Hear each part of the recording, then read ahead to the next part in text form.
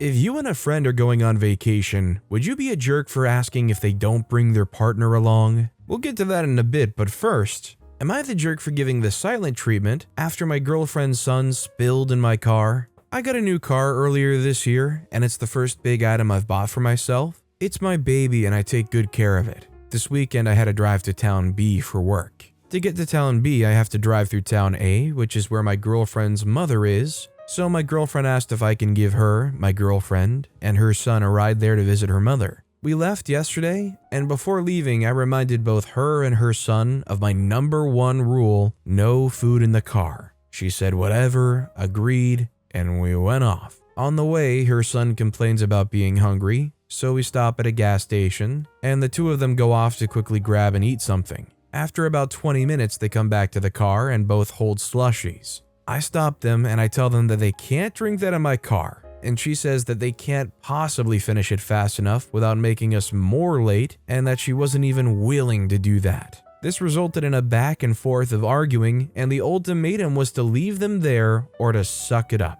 I gave in and let them in, cautioning them to be careful. After about 30 minutes, her son drifted off and dropped the melted slushie all over the back seat. I yelled the F word and pulled over to clean it up. After cleaning it up, I got back in the driver's seat and just drove. I was bloody livid, but I knew fighting or arguing over this wouldn't solve anything. Still, I was in no mood to talk, so I just remained silent for the rest of the ride, only giving short answers when spoken to. I dropped them off at her mother's and kept driving. When I reached my lodging, I saw a message from my girlfriend calling me jerkhead for giving them the silent treatment and making her son feel like crap over an honest mistake. Am I the jerk?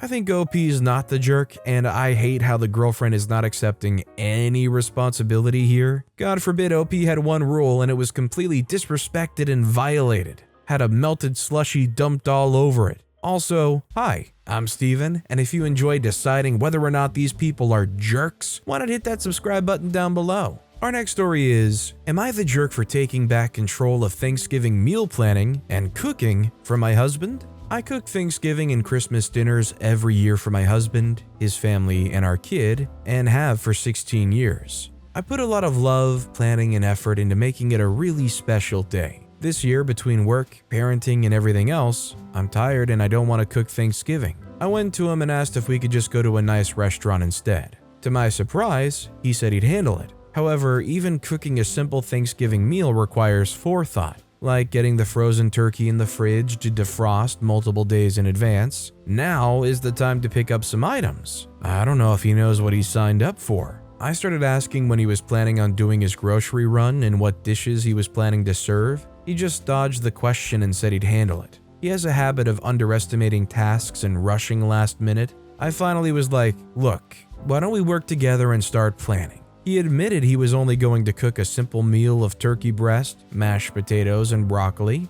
That's it. Basically, I said that's not really a special holiday dinner, and I wouldn't have agreed to that had I known that's what he meant. I said I'd be happy to work together and balance simple meals like he wants and special like I want. I suggested turkey, potatoes, packet gravy, box stuffing, pre-made mac and cheese, canned cranberry sauce, broccoli, rolls, and a store-made pie. He got really defensive and made it about him versus me, very black and white, your way or my way. His offer wasn't good enough for me. I'm just trying to get my way. When I explained no, that's not what I mean, he insisted I did. I cannot imagine family showing up and being served a very simple meal like that. It's just bad holiday hosting. Maybe coordinating a potluck would be okay, but he wasn't doing that. We already committed to hosting them. Am I the jerk? I think the thing to keep in focus is still trying to have a special Thanksgiving holiday. OP and the family going to a nice restaurant would still be a nice time. But for the husband to take over and do just the bare minimum, that's just nothing and very little effort from anybody. So I think OP's not the jerk because it's all about just trying to have a special day. Our next story is, am I the jerk for eating alone in a different room at my boyfriend's parents' house? For many years, my boyfriend's parents have had us over for brunch, lunch, or dinner. They have a nice deck with an outdoor table and chairs and use it to eat or hang out. thing is, it has to be freezing temperatures before they'll concede and eat in the dining room. I've had to sit on that deck many times trying to eat my food while I'm shivering, even though I'm wearing layers. Last week we went over there for brunch mid-morning. The outdoor table was set with plates, etc. I had my layers on again, but I was cold. When we were outside, I noticed the thermometer read about 45 degrees Fahrenheit. The food got cold quickly, and I decided I'd had enough. I told them as nicely as I could that I was too cold. The mom turned to the dad and asked, "Well, should we pack it in?" The dad, scooping food into his mouth, said, "No, it's not too bad out here," and kept on eating. Nothing more was said, not even from my boyfriend. Everyone kept eating. So I apologized sincerely that I needed to eat inside, gathered my plate, napkins, silverware, and glass, and went into the dining room. I finished eating before they were done, and since I was warmed up, I went back to the deck while they chewed the cud and finished up. I could feel tension and no one talked to me. After we left, my boyfriend berated me in the car for being rude. I agree it's not the best thing to do, but I'd put up with this for a long time out of politeness. And I think their behavior is nutty. Sure, after years of this, I should know better than to go over there with my boyfriend if it's a cold day. I do it to be a good girlfriend and daughter-in-law. I think OP's not the jerk. If you're uncomfortable somewhere, they as good hosts should try and be thoughtful of that. I mean, I'm used to warm climates regardless, but 45 degrees is cold. That's not a temperature you just scoff at. If it's a temperature cold or hot enough that you walk outside your front door and take notice of, it's probably worth considering other people's feelings about it. Our next story is, am I the jerk for pretending not to understand a joke so that my stepsister's boyfriend would have to explain it? I, 18-year-old female, live with my dad, his wife Hannah, Hannah's daughter Grace, 20-year-old female, and our youngest brother, 8-year-old male. Grace really only comes to stay on the weekends since she's in college, and this time she brought her boyfriend Isaac, 21-year-old male, with her. I'm biracial, my dad is white, and my mom is black. Honestly, I don't look anything like my dad, so most people don't even think I'm mixed. We like to joke that I got his personality instead of his looks. People tend to say offhanded stuff to me about how I don't look the way they think I'm supposed to. I'm kind of used to it, especially since my dad ended up married to a woman that's also white, so like every time I'm with them, it obviously looks like I'm the odd one out. I'm not afraid to correct people, but sometimes that gets exhausting and I'll just play dumb instead. Grace and I had planned to get lunch together, and her boyfriend Isaac ended up coming along with us. She wants him and I to get to know each other better since she really likes him, so I figured that's why she brought him. While we were having lunch, my mom's side of the family was brought up, and then Isaac said that it must have been a shock to my dad, at least for me, to end up so dark since most mixed kids are lighter in complexion than I am. But then he said that at least I ended up with good hair, so I didn't lose out completely. Grace didn't speak up and say anything to him about it, so I pretended not to understand what he meant, and asked what was so good about my hair and what it was he thought I was losing out on anyway. He got flustered and said, "Well, you know, most girls with your skin tone have curlier hair." So then I asked why he thought my hair was good just because it wasn't that curly. He said he felt it just looked nicer. So I asked why he thought that textured hair didn't look just as nice. He kept blubbering out excuses and digging the hole even deeper for himself. And finally, Grace told me to cut it out and leave him alone. I paid for my part of lunch and left after that. I didn't tell my dad or Hannah what happened, but it's obvious enough that Grace is mad at me. My dad asked that she and I solve whatever the problem is, because he hates seeing us be so tense around each other. Grace ended up telling me that she was pissed because I made her boyfriend look like a jerk by playing dumb. I told her that I didn't have to make him look like a jerk because he already was one, but she said that I drew the problem out more than necessary and made it worse than it needed to be when I could have just told him that he screwed up. I mean, I could have done that, but I don't think it should be my job to. And plus, I feel like it was probably more effective to get him to explain his logic out loud rather than have me tell him he was being a jerk. Grace is insisting that I should have just told him point blank, and because I didn't, she thinks I'm a jerk. I think OP's not the jerk because I think they actually have a really good line of reasoning for this. Having this guy called out in a way that gets them thinking about what they said and realizing what they said is wrong and why is invaluable compared to just giving them a negative experience saying, you know what, you're a jerk. If anything, that might make them double down, but at least just getting them to explain themselves, they might realize they're kind of being a bit racist. Our next story is, am I the jerk for tricking my sister-in-law into trying keto? I, 28-year-old female, have been keto for the last 2 years. I tried it because I was always feeling bloated and crappy after eating and was struggling to lose weight. Keto really helped with my IBS and other gastro symptoms, and I've lost some weight and I'm keeping it off. My brother, 25, married my sister-in-law, 24-year-old female, last year. Sister-in-law and I have always been cordial, and she's a nice lady, but we haven't gotten close yet. I'm really close to my brother, so I see him often and usually have lunch or dinner together at least once a week. Sister-in-law eats a ton of fast food and pasta and generally unhealthy stuff, but works out a lot so they manage to stay thin. She doesn't have the most mature palate, but bro is pretty open-minded and had tried and liked keto food with me. She and my brother know I'm keto, and sister-in-law sometimes makes fun of me for it and tells me I should just eat some pasta a lot and just work out like she does. Usually it's just a few joking sort of comments every now and then, and she's not rude about it, so I've let it slide. Yesterday I invited her and my brother to my place for dinner. I asked him and sister-in-law if they had any preferences or ideas for what to have for dinner. My brother said anything was fine, and they were excited for my cooking. I made a tasty keto meal and tried to make stuff I thought sister-in-law would like too. I did bacon-wrapped sausages as a main, one of my favorites, and then a side of cauliflower rice with broccoli and bacon.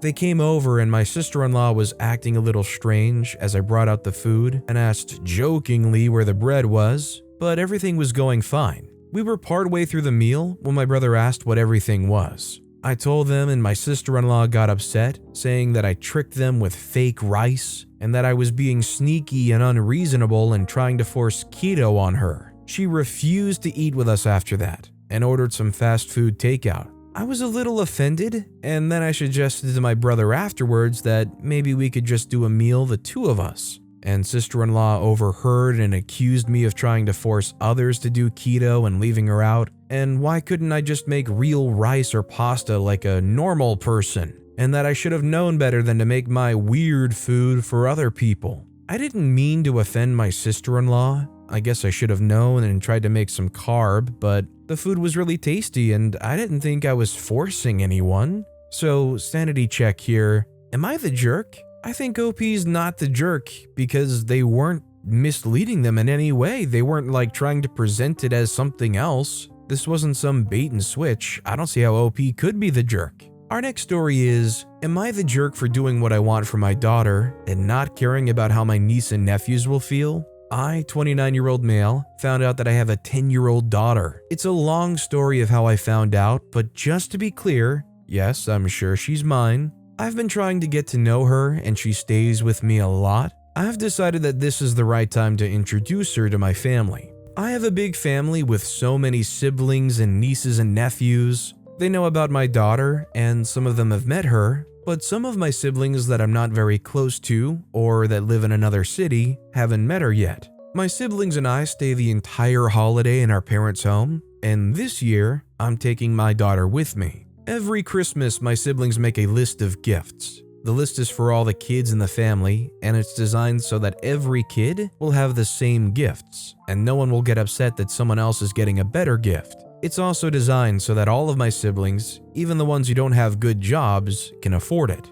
My sister sent me this year's list and told me this is what I should get for my child this year. I looked at the list and it was mostly clothes and like one toy of our choice. I told her I'm sorry, but this is my daughter's first Christmas with me, and I'm not gonna get such crappy gifts for her. I have my own list. She argued that every kid in the family is getting these gifts, and getting anything but these will make the other kids upset, and I told her I don't care. The other issue is that my siblings usually go there by train. I used to go with them, but it's a very long way and tiring, so I told her that this year I'll get plane tickets for me and kiddo, which made her more mad and she called me a jerk. She has told all my siblings, and most of them are calling me a jerk for not thinking about how their children will feel if I do this. Only 2 of my siblings are on my side, and the rest think I'm a jerk.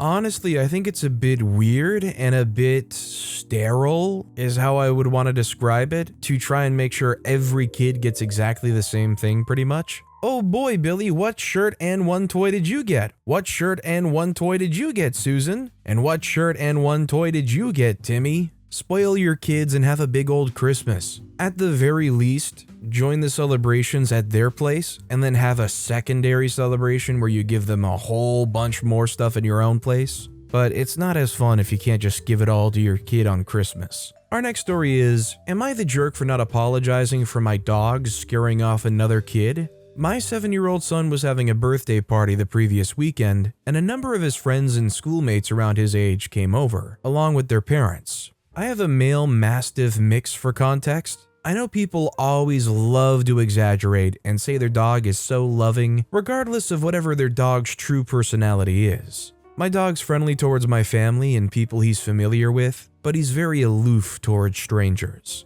He doesn't bark towards strangers, but will have a low growl if he's patted or touched without the proper introduction. So anyway, for the party, I decided the best solution was to have him kept upstairs on the 2nd or 3rd floor with a dog gate installed at the stairs. The party will be confined to the 1st floor and the garden. Halfway during the party, my son and his 2 friends wanted to go upstairs to see my dog. These 2 friends have come over to my house frequently, and 3 of them have spent unsupervised time around my dog without any incidents for the past 2 years. They're very aware of the rules and boundaries I've set. They can go play fetch and stuff with him, but they are to never play with his tail or face or try to sit on him. Another boy, let's call him B, and his mom apparently heard that my dog was upstairs and wanted to head up too. I said, nope, sorry, my dog doesn't play too well with people he doesn't know, and I can't be around upstairs all the time. B's mom insisted that it'll be fine and that our son loves playing with dogs, etc. I cut her off and said,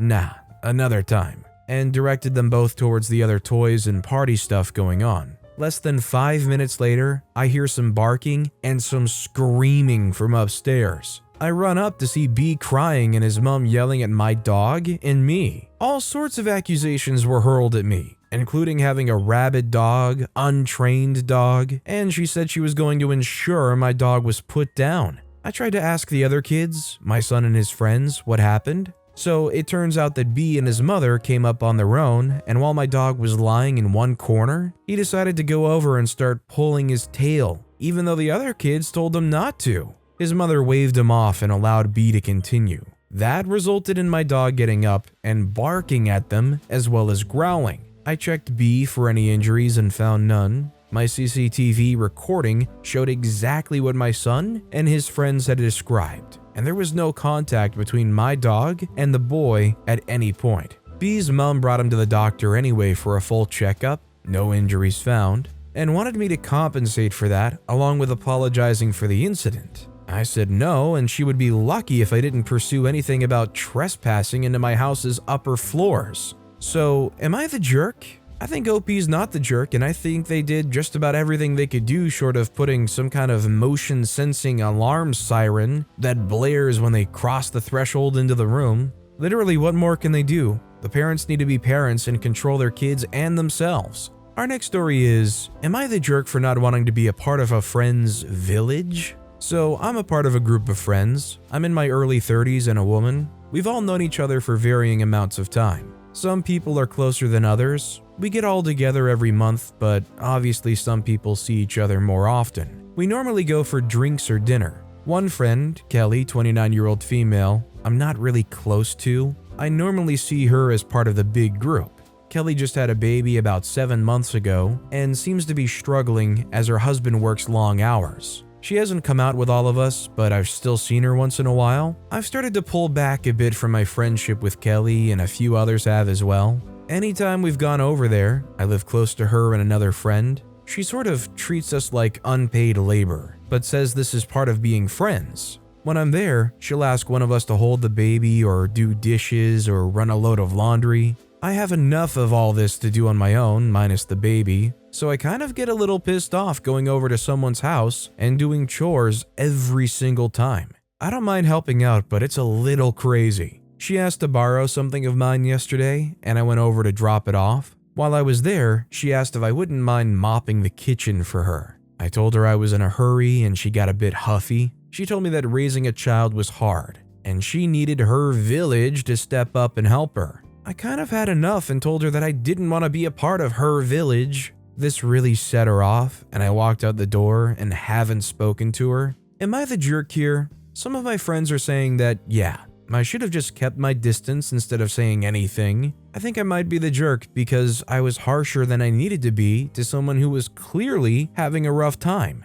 See, this isn't really about helping the kid regardless, this is about helping Kelly. And I get the whole it takes a village mantra, but this also isn't a situation where like they're needing this help because they're so occupied with the kid that either of them are going to suffer. It's just trying to get you to do some extra stuff that you really don't have to do for them. This next story is, am I the jerk for telling my daughter she has to go see her mom? My ex and I got divorced when our daughter Emma, 14-year-old female, was a few months old. At first, she had primary custody and I had Emma every weekend. When Emma was 9, she told us that she wants to spend more time with me, and we decided to have her every other week. When she turned 10, she told us that she thinks spending the weekend with a parent was better, but she wants to spend the weekends with her mom and be with me the rest of the time. After that, she told us that this is too tiring for her and she wants to go there every other weekend. A year ago, she decided that she wants to go there once a month. Now she's telling me that she doesn't want to go there at all. I told her that that can't happen and that she has to go see her mom.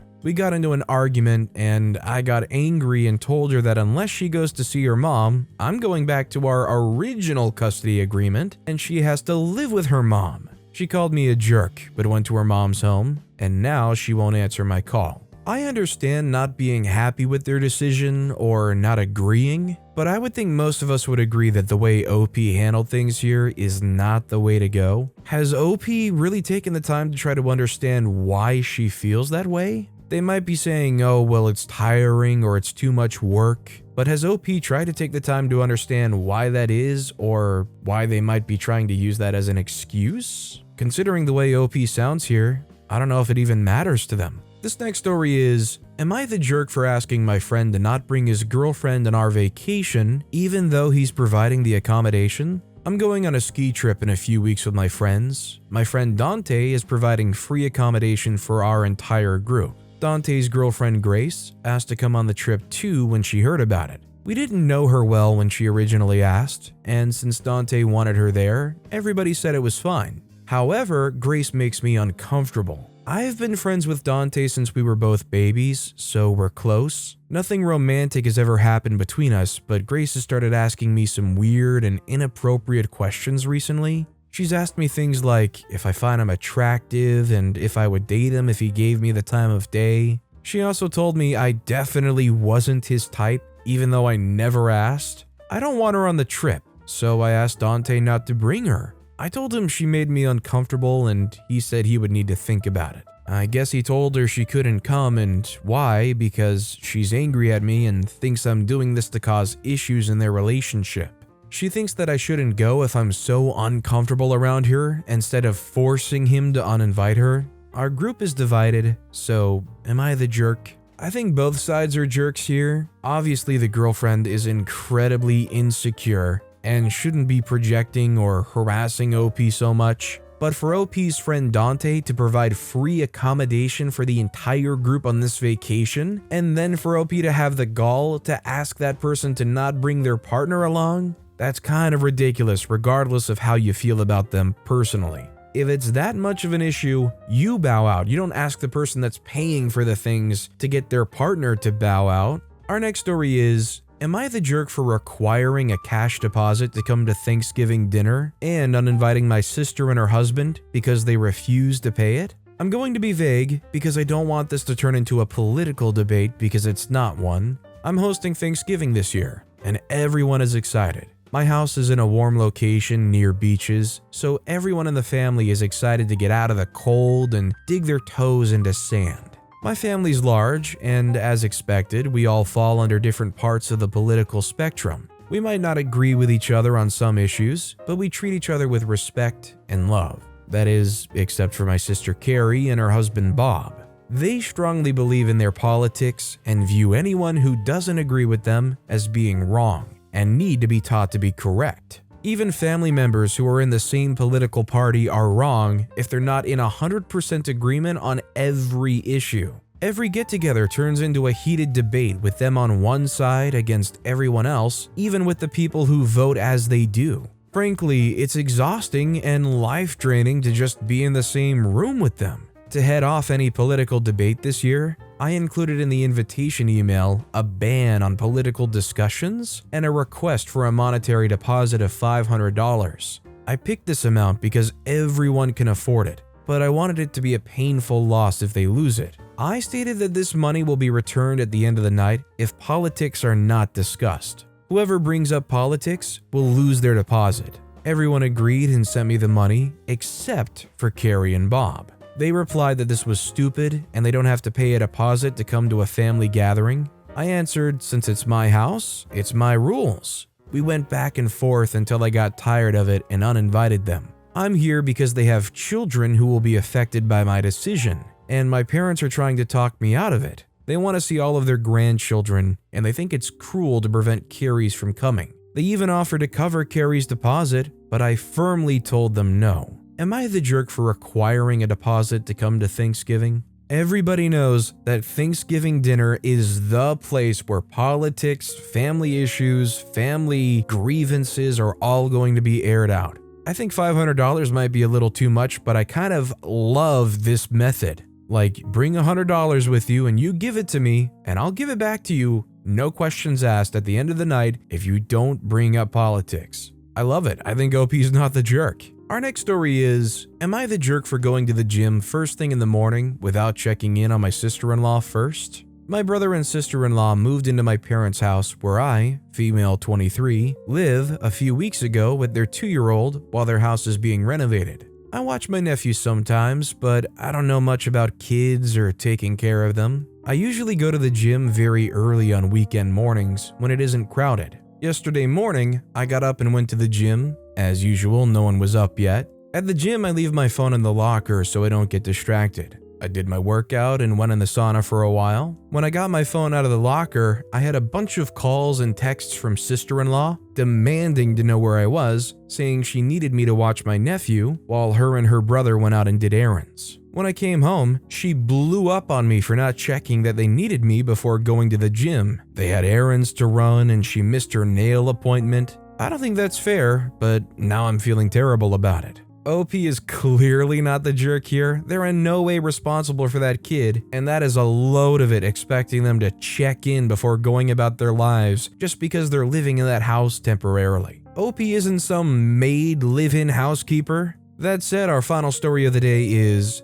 am I the jerk for calling my wife unreasonable for backing out of spending Christmas with my family after my mother rejected her cookie sample? Context: for every holiday, my mother would ask the women in the family, my sisters, sister-in-law, my wife, my female cousins, to send samples of the desserts they plan to bring to the celebration for testing and to see if these desserts could make it to the food menu. My wife's been complaining about my mother deliberately rejecting every dessert sample she sent. So many times, my mother has told her that she's being honest and keeping the guest's best interest at heart. Yet my wife still thought that my mother is deliberately excluding her since 2 of her dessert samples were rejected before. For this year's Christmas, my mother's doing the same thing, but this time she told every woman who's participating to make a cookie sample and send it to her for testing. My wife took it as a challenge, and to be honest, she worked really hard to make a good sample and sent it to my mother days ago, and the results just came in yesterday. I came home from work and found my wife upset.